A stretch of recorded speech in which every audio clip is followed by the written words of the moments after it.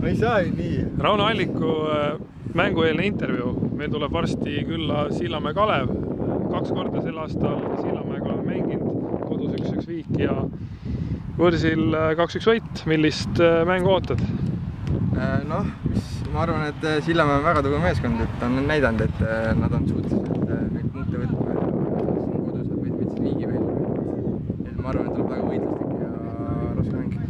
Meie oleme liidrid ja Sillamäe on 4. kohal. Me oleme neist 9 punktiga ees ja võitnud siin juba 4 mängu järjest ja lisaks karikamäng Viljandiga. Et oleme päris heas hoos ja kindlasti tahame seda seeriat jätkata. Jah, et praegust on meil päris hea seeria käsil, et kindlasti ei taha seda seeriat nagu, et see seeria lõppeks, et ootame kindlasti 3 punkti. Milline mäng sinu arvates võib tulla? Et siin on väga soe, väga mõnus, hea staadion. Mis on meie tugevused? Ikkagi meie staadion. Kindlasti meie üks tugevus on meie fännide, kes elavad meile kõvasti kaasa ja meie meeskonna ühtsus.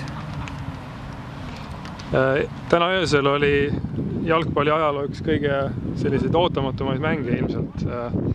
Mida sina selle Brasiilia lagunemise ja Saksamaa purustava võidu kohta ütled? Noh, et ma olin ka üllatunud, et lõpus oli juba naljaks vaadata, kuidas need väravad seal tulid. No ütleme, et Saksamaa on võimas. Aitäh sulle!